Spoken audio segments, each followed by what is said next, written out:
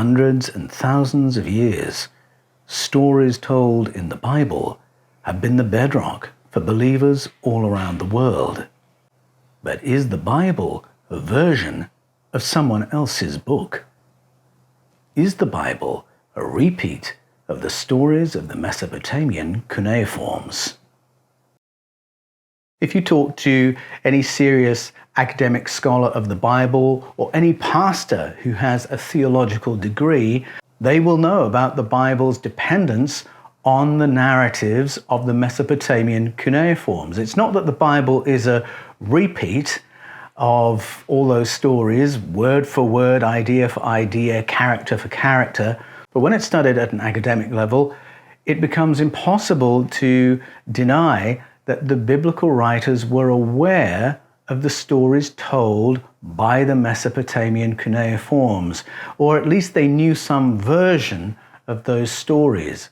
So the Bible has its own stories. It tells the stories of the Elohim, the powerful ones. It tells the stories of Elohim, El Elyon, El Shaddai, Yahweh, Adonai.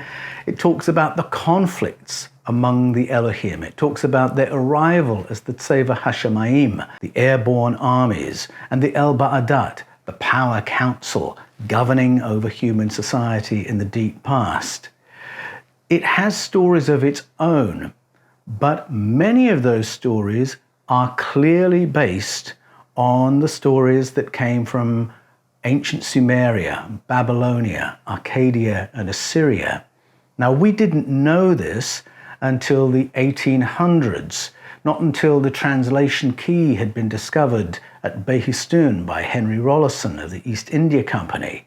But once that discovery had been made, it became clear pretty quickly that the Bible had this dependency. It was Henry Rawlinson who first pointed it out, and it was British Assyriologist George Smith who first started publishing on this subject in the 1870s. He observed in his introduction to the Chaldean account of Genesis, his first book on this topic, that it was surprising to them as they began to translate this trove of ancient texts that the stories of origins across all these cultures were pretty similar, that they seemed to have the same worldview, the same recollections of the same kind of entities. He noted these were rival cultures, and yet they were all telling a similar story. And of course, the case that he makes in his book, published in 1876, is that these stories are the sources of our familiar God stories in the Bible. Now, of course, George Smith was able to say this because he was an Assyriologist employed at the British Museum. Leonard William King could publish similar papers. Again, he could say it as an Assyriologist. But even 20 years after George Smith had published the Chaldean account of Genesis, Nathaniel Schmidt, working at Colgate University, could publish papers in 1896 pointing out exactly the same things, exploring exactly the same implications, and he got the boot from his position as an Assyriologist there because he was apparently undermining people's faith. Thankfully, he got a 36-year tenure following that at Cornell University and pursued his academic excellence there. Now, he had phenomenal kudos as an academic, but it was the implications for faith that got Nathaniel Schmidt into trouble. So there was controversy back then, but we've had more than 100 years since to come to terms with what these academics were revealing. So what is the controversy around the Bible's dependence on the Mesopotamian narratives? Well, it's certainly not controversial to state that dependence. I mean, if you pick up a scholarly Bible, I would recommend the New Jerusalem Bible, the Expanded Study Edition.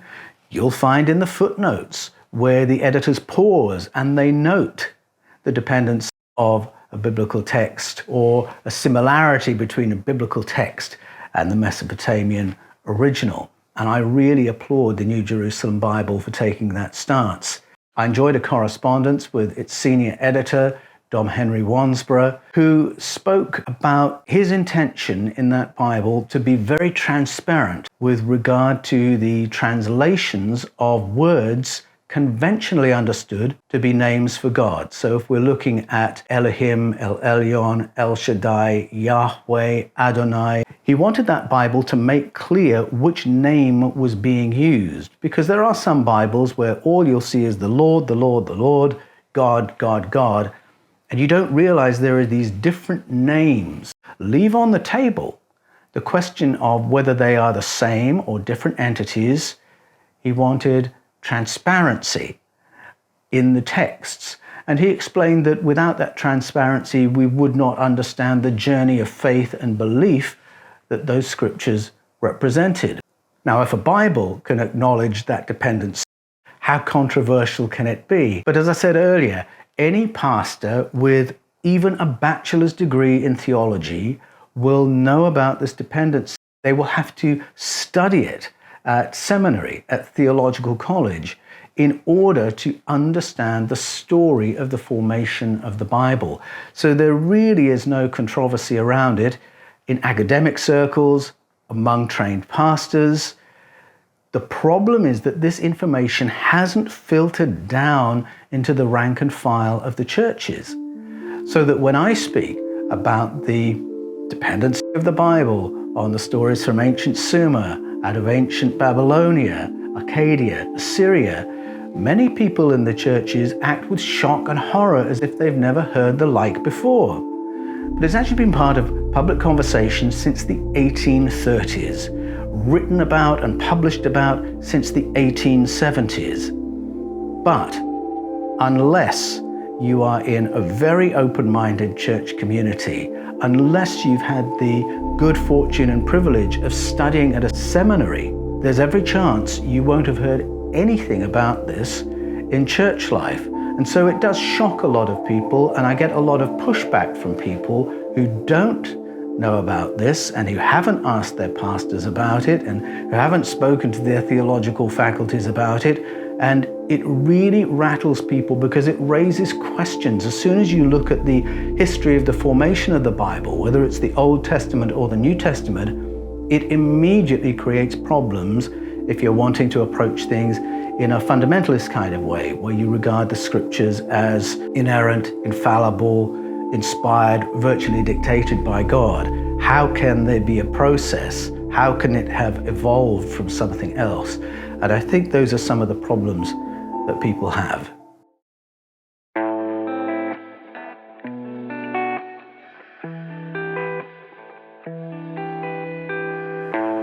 What are some of the differences between the Mesopotamian and biblical accounts? I think one of the things that's so interesting about the Mesopotamian accounts is that they are not religious texts. They're not texts about God, and they're not hortatory texts wanting you to do something or believe something, looking for some kind of response of faith or obedience from you. These are texts telling ancient stories.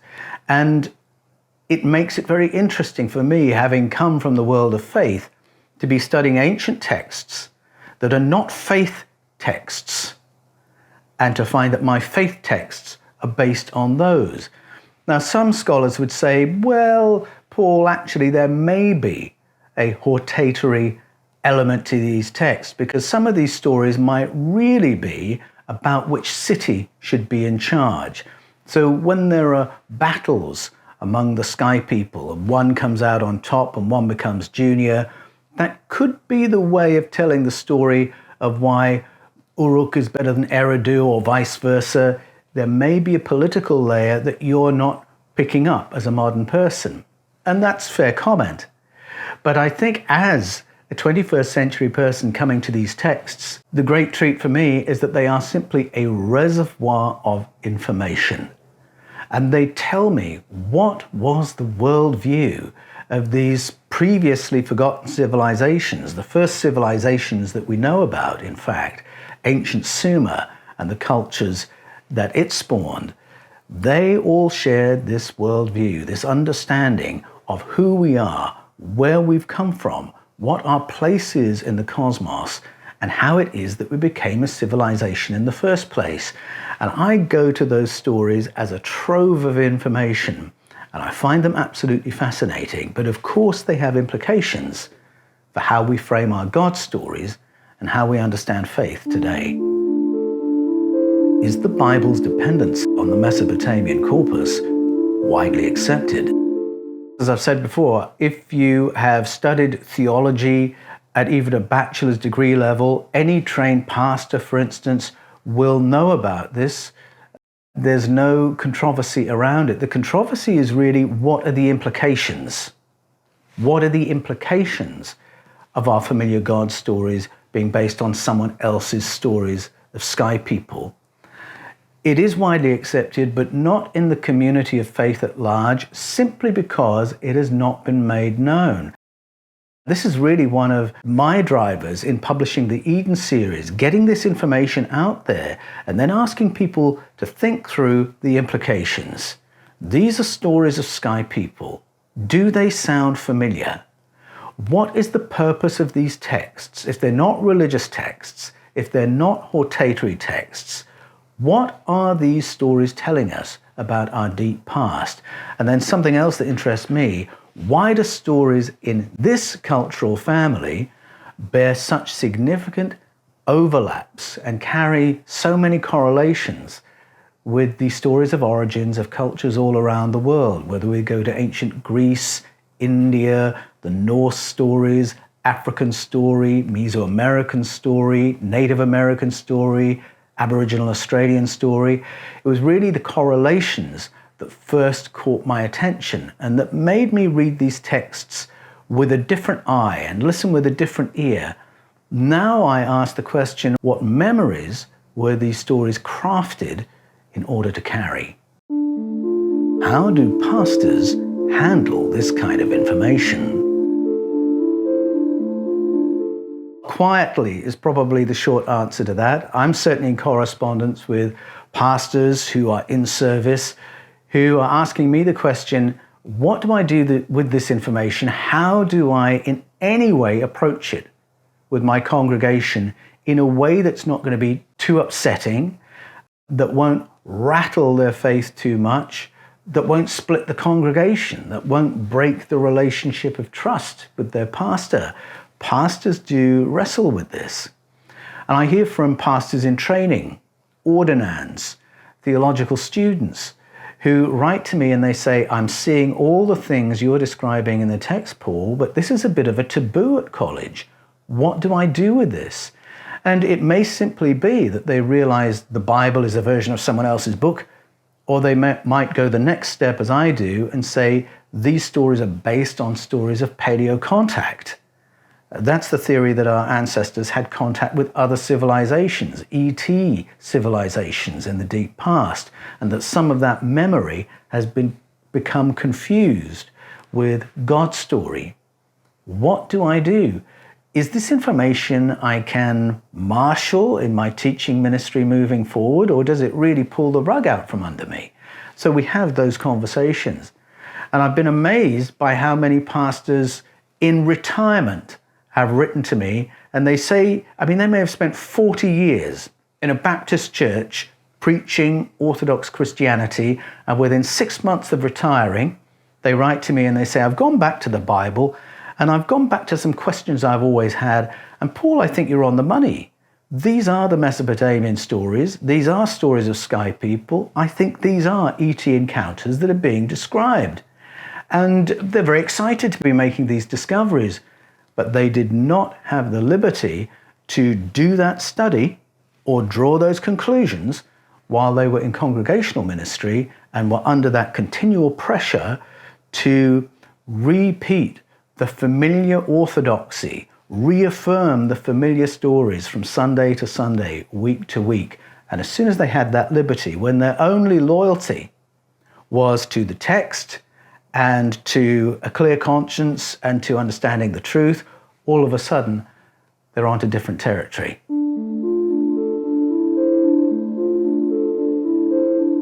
For me, when I was going through seminary, how I handled this, I think, was, first of all, I didn't give it awful lot of attention because I think my agenda was apologetics. I wanted to learn how to argue better for Christianity so that I could persuade more people to become Christians. My heart was very much for that kind of ministry and to be fruitful in it and to be good at it. And so I was really looking for tools and things that helped me in that. And things that didn't help me, perhaps they didn't get quite so much attention. But we were certainly made aware of the Mesopotamian corpus. When we did our form analysis and our source analysis, we were encouraged to look for the authorial intent. And so if you read the Enuma Elish, the Atrahasis account, the Epic of Gilgamesh, and think, whoa, these stories sound familiar, the question you should ask is, well, how does the biblical account differ? Because it's in that difference that you'll find the authorial intent. And then as a preacher, go off what the author intended. It's very important that you go to the text and get from it what the author wanted you to before you do anything else. And I think that was probably my approach. But it sort of airbrushes over a fundamental question. What are the implications of our God stories being based on somebody else's stories of sky people, beings whom today we would describe as extraterrestrials, beings who were more advanced than us and able to colonize us and rule over us in the deep past? What are the implications of that?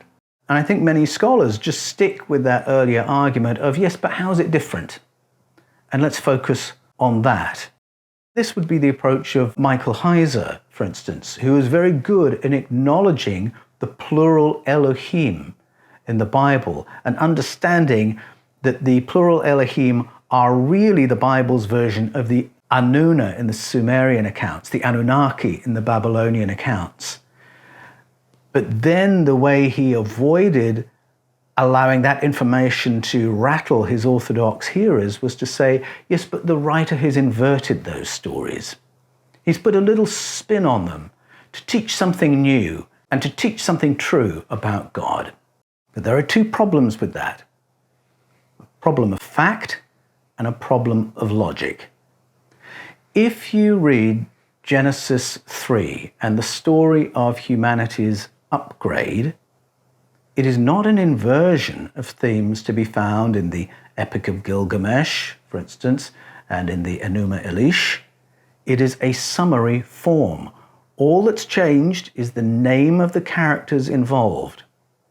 If you go to Genesis 6 and to the flood narrative, there's no inversion there. All that's changed is that the conversations among the Anunnaki and the conflict between Enki, Ninhursag, and Enlil, they've all been rolled into the internal thoughts of Yahweh or God. It's not an inversion, it's a summary form. There's no spin, it's just a brief version of what we read in the Mesopotamian corpus. So there is a fact problem with what Michael Heiser was saying. And there's a logical problem as well. How can you have a real, true, inspired, infallible story that's been deliberately and consciously based on a false story? It's like Monsignor Quixote. He was a character in a Graham Greene novel, an elderly priest who was having some confusion in his latter years. And this priest used to make the claim that he was descended from Don Quixote. Of course, the problem with that is Don Quixote is a fictitious character. And when friends pointed out, Monsignor Quixote, you can't be descended from Don Quixote because he's pure fiction, he could never quite process that thought. And we have the same problem here. How can a true, inspired, infallible story have been deliberately crafted on a false story? How can true God be descended from a sky person? So again, I think that's the problem it throws up. It really challenges a fundamentalist reading of the Bible, and it begins to put the biblical stories of Yahweh and the Elohim in a wider context. And as soon as you do that, you have to understand them differently. So are the Elohim of the Bible the same as the Enuna of Sumeria and the Anunnaki of Babylonia? The Bible has many stories about Elohim, and it's the Bible's earliest word that gets translated as God. But the component parts of that word mean the powerful ones. It is a masculine plural form word. And there are places where it takes plural form verbs. So for instance, when Abraham is explaining to a foreign king about moving from Ur of Chaldee, Ur of the Chaldean, he says the powerful ones, plural, told me, plural.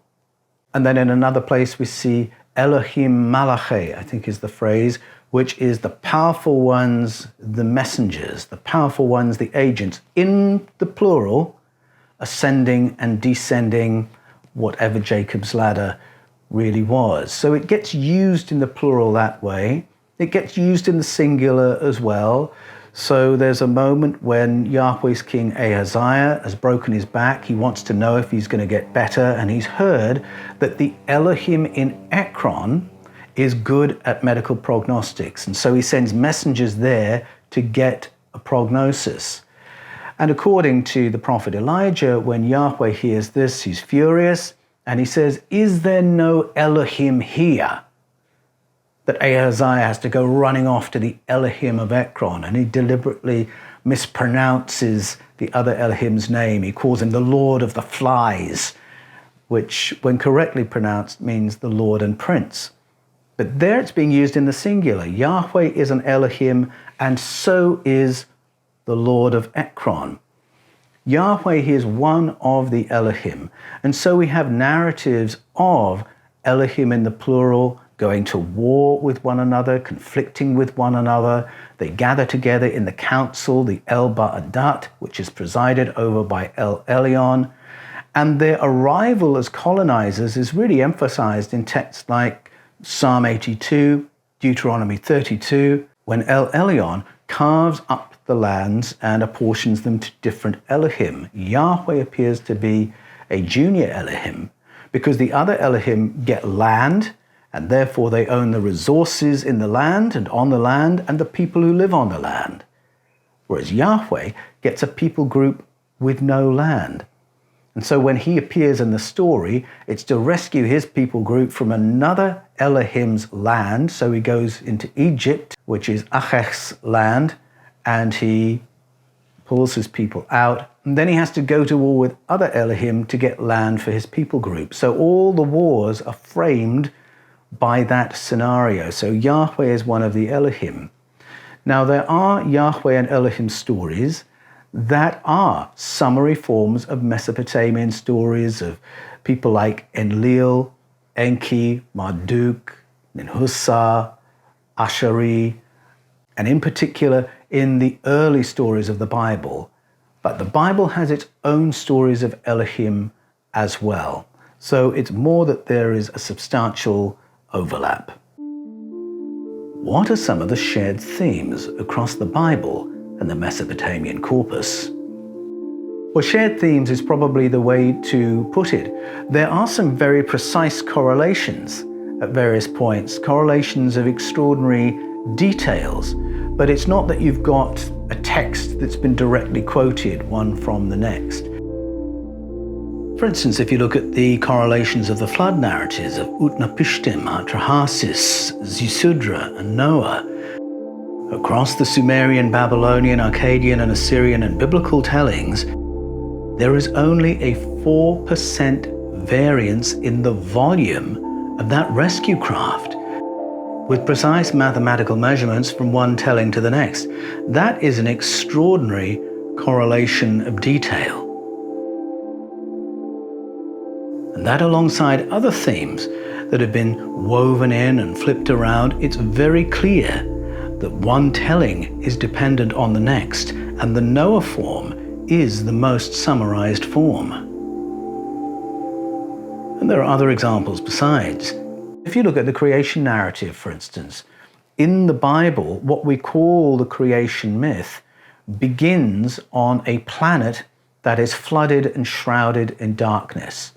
So before the first word of creation, before let there be light, planet Earth is already there, but it's been devastated. Tohu wa bohu is the phrase in the Hebrew. It's been laid waste. It's now in a state of chaos. It's been ruined.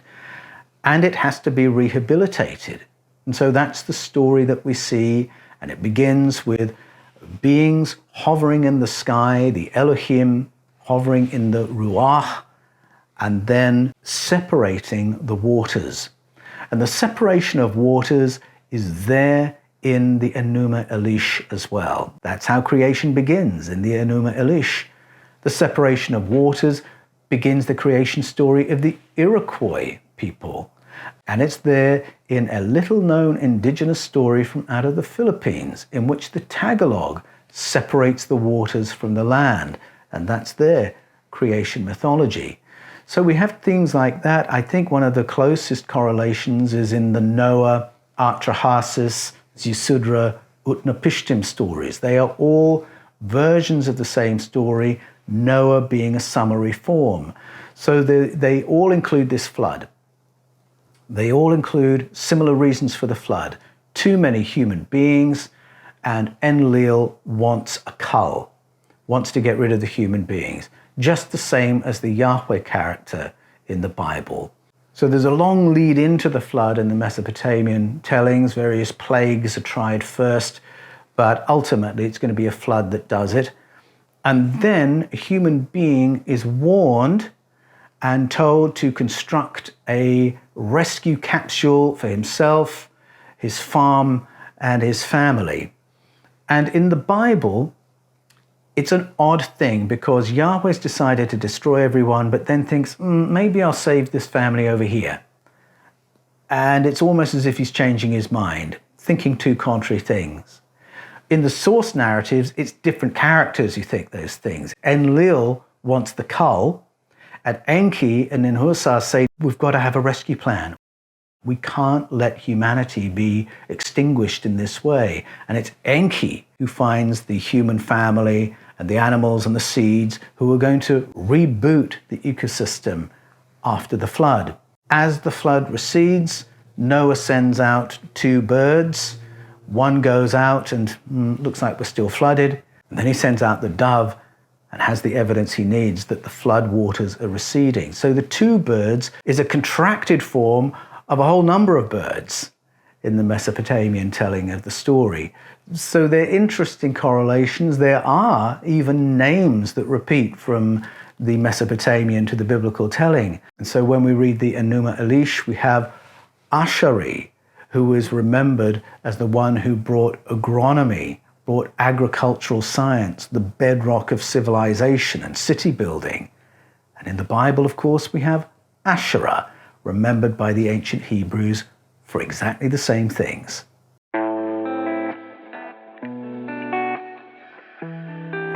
Why isn't this dependence common knowledge? Well, the covering up of this relationship began a very long time ago. If you read the books of Ezekiel, 1 and 2 Kings, Jeremiah and Ezra, we are told about the process of monotheization that Judaism underwent between the 8th and 6th centuries BCE. And so there was a ritual cleanup of Judaism. And what this included was the army going into the Jerusalem temple and demolishing the installations that showed images of the Elohim. So there was a carving showing the Tseva Hashemayim, the airborne armies, the sky armies. They destroyed that. There was the Nehushtan, which showed what Yahweh looked like. That's an argument I make in my book, The Eden Conspiracy. They can't know what Yahweh looks like because we're rebranding Yahweh now to be God Almighty, God the creator of the universe. And all the other Jewish priesthoods, because don't think there was only one. The kings had established priesthoods to Yahweh and Milcom and Asherah and Chemosh, and all these other priesthoods had to be gotten rid of. And so the priesthoods were rounded up, sometimes they were slaughtered. Their temples had to be demolished, their altars broken, the altar horns broken off, figurines confiscated, their heads broken off. Because moving forward from King Hezekiah onwards, there was this push from him, his grandson, King Josiah, and the high priest Hilkiah to extinguish the memory of these other powerful beings, so that Jews in future generations would only know about Yahweh. They wouldn't know about Asherah. They wouldn't know about Chemosh and Milcom, the others. And Yahweh would take on the role of Almighty God, the God of the heavens, the creator of the universe. And so we're actually told the story of Judaism changing from a canon of memory of paleo-contact, when they commemorated all these advanced beings that they had contact with in the past. That had to be airbrushed over, gotten rid of, and now we've got only one God, Yahweh, and one high priesthood, that's the Yahwist high priesthood in Jerusalem, only one temple, the Jerusalem temple. So now all the community's tithes will go to Jerusalem, and of course one king, the king who worships Yahweh. So now you've got a nicely ordered theocratic society. And that process is spelled out in the Bible. And if you're not familiar with that story, I go through that very carefully in my book, The Eden Conspiracy. Now, once you've seen that and realize that's not what Judaism was in the beginning, that's not what the Jerusalem temple was in the beginning, you realize that there has been a cover-up that goes back all the way to the 8th century BCE. Now, there's a really interesting find made in 2024 in Jerusalem, and it was of a seal that belonged to a senior Jewish official called Yehoezer. And so he used the seal to seal his letters, to certify documents, to solemnize statements. And what was the image on this Jewish official's seal? It was a tingir. It was what Assyriologists call a genie. It was a Mesopotamian sky person. This was from the period just before the Great Reforms. And it shows you that this senior Jewish official saw no conflict between his stories of Yahweh and the Elohim and the Sumerian stories of Anuna, the Babylonian stories of Anunnaki, the Babylonian stories of Apkallu, the Urartian stories of Tingir. It was all the same great pantheon, and Yahweh and the Elohim were just part of that wider canon of stories. That's how it was seen at that time. That's why he had that particular design on his seal. But all that got suppressed and deliberately forgotten, so that now, when we read today's version of Yahweh's 10 Commandments, we're told you're not to work for the other Elohim. Of course, we're not supposed to ask who and what they are. You're not to work for them. You're not to bow down to them and worship them. And you mustn't even depict them. There had to be a great forgetting. And I think this great forgetting has continued from that time through Judaism, through Christianity, to the present day. And it's only now that we have studies of religion that are not faith-based, that we have universities with anthropology departments, that we have archeological departments finding things like the seal of Yehoezer, digging up the artifacts that tell other stories, and of course, unearthing all these cuneiform tablets showing us where our God stories have come from.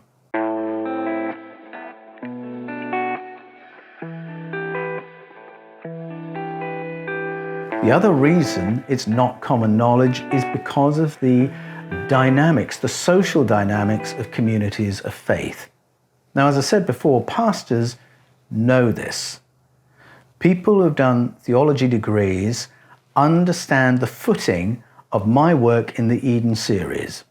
So in Escaping from Eden, The Scars of Eden, Echoes of Eden, The Eden Conspiracy, The Invasion of Eden, and The Eden Enigma, the case I make for paleo-contact and paleo-contact in the Bible is understood at an academic level. The reason it's not widely known in the churches is that pastors find they go to theological college, They learn all this stuff. They learn the history of the formation of the Bible. They learn that Christianity didn't always believe the things it believes today.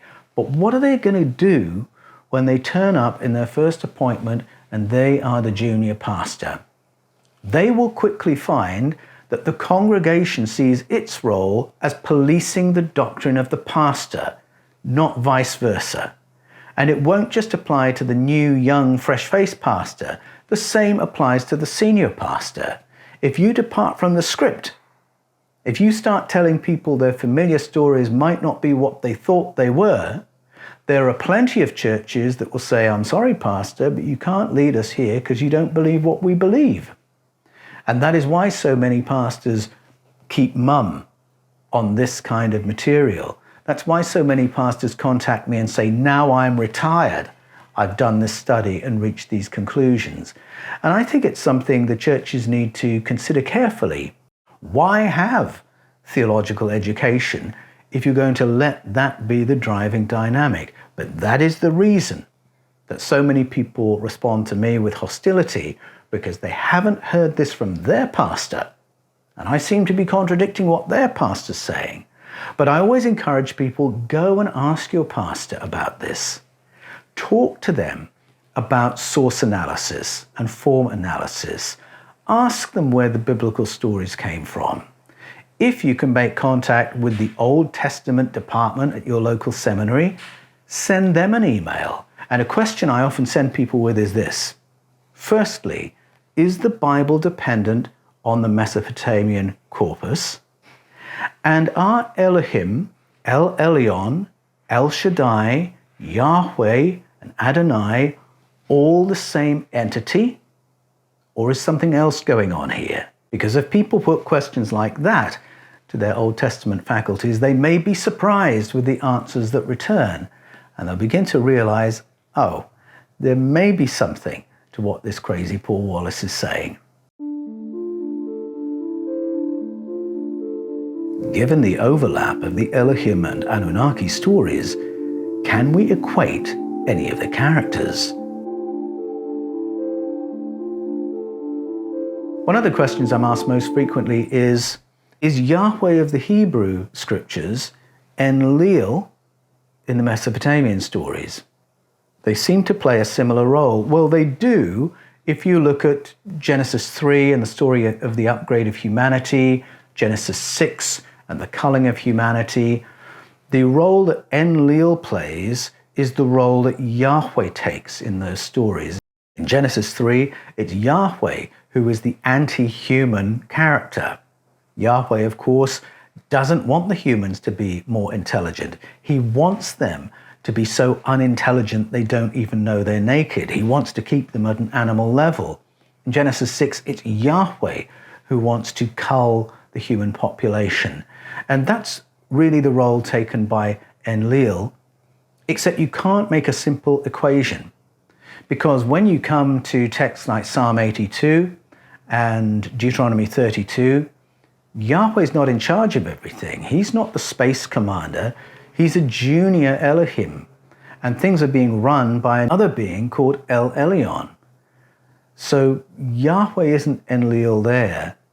And then when you read the myth of Adapa, for instance, things get mixed up even further, because Enki is the good guy upgrading humanity in the equivalent of Genesis 3 and rescuing humanity in the equivalent of Genesis 6. But in the myth of Adapa, Enki is the trickster who is preventing the human from becoming immortal. And so Enki now seems to be playing the opposite role. He seems to be playing the role of Yahweh in Genesis 3, who doesn't want the human beings immortal. So this is why I say you can't make direct equations. It's a matter of, I recognize this story, I recognize this theme, I recognize this pattern, and the names of characters change. And it's that kind of relationship rather than a verbatim direct repeat.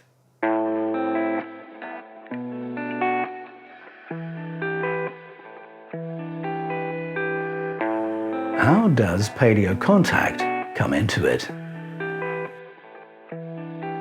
The descent of the gods in the Enuma Elish is really a story of colonization and then adaptation of our primate ancestors. This same story of colonization and adaptation repeats in the Bible. There's the colonization referenced in Psalm 82, Deuteronomy 32, where the lands are now being carved up. You can hear that in the Hawaiian stories of the Mo'o. You can hear that in the stories of the Norse Aesir. You can hear it in the Vedic stories of the kings. And so you have to ask, well, who are these advanced beings who have descended from the skies and who are now governing our ancestors? Wouldn't we call that an alien invasion in modern language? And I think we would. When you look in the Bible, you've got examples of technology that's being used in the process of colonization. So Ezekiel speaks of the Keli Mashato and the Keli Mapaso, and 6 individuals equipped with one of those each. That's sufficient to ethnically cleanse an entire district, apparently. And Yahweh is going to do this because he wants to get rid of people who remember the Tseva Hashemayim, who remember the El Ba'adat. He wants to be the only one. So that's the story from Ezekiel. And then, of course, in Exodus, we've got stories of craft. Similarly in Ezekiel, craft, how they fly, how many people they can carry, what it felt like to fly inside it, as Ezekiel tells us in his text. And it's not difficult, I think, for a 21st century person to read these texts and think, this is technology. This smoky, fiery vehicle that's just turned up, that's not a spiritual phenomenon, that's a craft. And it's now carrying the pilot and Elijah, for instance. So I think there's plenty in the biblical narrative and its source narratives to clue us that we're looking at technology. There's an overlapping story, for instance, between the Enuma Elish and the book of Genesis that talks about Babel and this installation that transports people from Earth to their stations in the stars. And 50 technicians dispatch 300 observers to their stations in the stars. And this gives every appearance of a wormhole or portal technology in ancient Iraq. This is something taken very seriously, I should say, by US military intelligence, because they ask the same questions I do. What if these stories are there because they are curating an ancient memory? What if all these overlaps between the Mesopotamian, the biblical, and other indigenous narratives all around the world, what if those correlations are there because they're all remembering the same thing? And a lot of dollars have been spent on investigating that and trying to retrieve artifacts that will illuminate those stories. Now, this is exactly what I've done in my latest book, The Eden Enigma, where I've been traveling in Turkey with my friend Matt LaCroix. And in The Eden Enigma, I look at ancient archaeological sites, ancient artifacts, ancient carvings and texts. And I ask, do ancient carvings in the mountains of Turkey carry memories of ET contact from the dawn of civilization? Now, you can probably guess what my answer is to that question, but I reached it, first of all, from understanding the Bible's dependence on the Sumerian, Babylonian, Akkadian, and Assyrian stories. And once you've seen that, it is like taking the red pill. You can't go back to reading the Bible the old way again.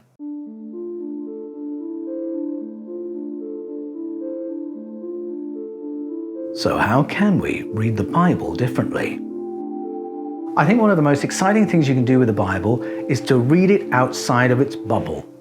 Now, there are believers who boast that the Bible is the only book they read. But I think if you don't know anything of Greco-Roman mythology, then you won't recognize the tropes in the Gospels and New Testament. And if you don't recognize the tropes, you will miss the authorial intent. You will miss the theological points they're trying to make. Justin Martyr, one of the early martyrs of the Christian faith, argued that Greek thought, Stoicism and Plato in particular, was the very best preparation for understanding Jesus and what he was on about. So I would say read it in its family. Read it in its family of literature. And when you read the Old Testament stories, the Hebrew canon in this wider canon of literature, suddenly you think, oh, that's what that is about. That's a colonization story. But you won't get there by reading the Bible in a bubble. You have to read it as part of a wider family of literature, and it shines an amazing light on what we have. In the past, I read the Bible as if the Bible was truth against any other information, any other literature, any other culture might have to offer. All that's irrelevant, don't even listen to it. Now I realize I understand the Bible better when I read it in the context of world thought. It gives a greater light on what the authors were really speaking about. Because if many of our God stories were not originally God stories, if Elohim were powerful ones and not God in the singular, now you have to ask, what then was it that the writers wanted me to know? One of the best things you can do to open up your reading of the Bible is to get hold of some resources. Get hold of an interlinear Bible where you have the Hebrew or the Greek, and then word by word you have a rendering of what's there in the Hebrew or Greek, and you may have a couple of translations either side so you can see how that's been dealt with by different Bible translators through the ages. And it's a really great way of opening up the texts and then read it alongside lexicons. So for Hebrew, I'd recommend the Brown Driver Briggs, and for the Greek, the Bauer, Arndt, Gingrich, and Danker lexicon. The great thing about those lexicons is they show you every place these words have been used, so you get the full spectrum on what the possibilities are, but they also show you the root meanings, the etymological breakdown of those words, so you can see what is the most fundamental meaning here, what's the most basic meaning here. And sometimes it's by going to the root meanings that you're able to cut through centuries of entrainment, habitual translation, and see what might have been happening in the beginning. Another way you can do that is to leave certain keywords in the text untranslated. So to leave Elohim, El Elyon, Adonai, El Shaddai, Yahweh untranslated, and then see how those words behave in the text. And you'll begin to see more clearly what's going on. Of course, those books are rather expensive, but you can get free online resources too. If you go to Bible Hub, they have great interlinears, and there is a built-in lexicon there as well. So that's a really great start point. But I think those tools are the best to enable us to go back to the texts and ask the question, have I been reading that right?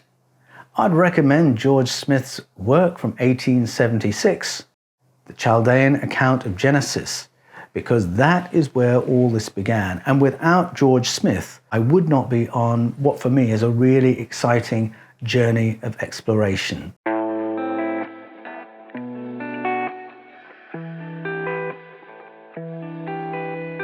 I think the reframing is a really positive one, because when we credit God with all the anti-human, violent, brutal, unforgiving behaviors of the Elohim and Anunnaki, we end up with a God who's a monster.